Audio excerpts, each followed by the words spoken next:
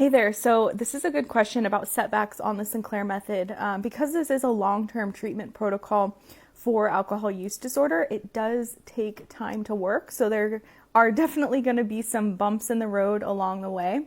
And this is true even when taking a medication, because the medication works so well to help quiet the cravings in the brain, which really, in my opinion, gives us the space to do the internal work to really get recovered and get to the bottom of why we've been overusing alcohol to begin with.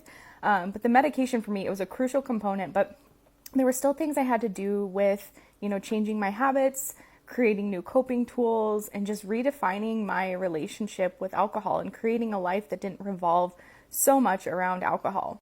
I will say if you go to our website, the link is in the bio, thrivealcoholrecovery.com, and you go to the resources page, we actually have a course that's called 10 Mistakes on the Sinclair Method. It's a free course. I don't know if you've seen it yet, but that's a really good resource to kind of understand the challenges that can come along with this method and how you can mitigate them or just even be aware of them and recognize that it's, a normal part of this process. I think one of the, couple of the common setbacks I see, like number one, in order to be successful with this medication, you really have to commit to being compliant with taking the medication before you drink 100% of the time. Like even if you're only 99% compliant, it's still going to throw off your brain because your brain's going to be getting the occasional reward from alcohol, and by doing that, it's intermittent reinforcement of the behavior. And so what's going to happen is it can result in your brain actually craving alcohol more. So compliance is the golden rule for a reason. So that's like one of the biggest challenges people have if they're just not super motivated to take the medication every time that they drink. Another common setback is really when people are drinking out of habit.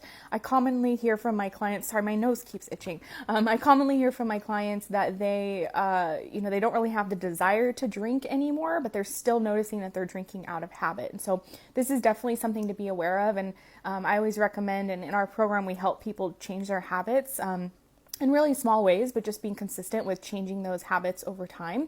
And then another setback is really developing new coping tools. A lot of time we're turning to alcohol for either relief or reward or both. And so if we're using it as a coping tool, it's a really effective temporary coping tool in the moment. And so to really teach ourselves to discover and use new coping tools so we're not just turning to alcohol every time there's a stressful day or, we want to escape from life or we're bored or whatever it is. But the great thing about this method is these things can be done gradually over time, and the medication makes it so much easier to do.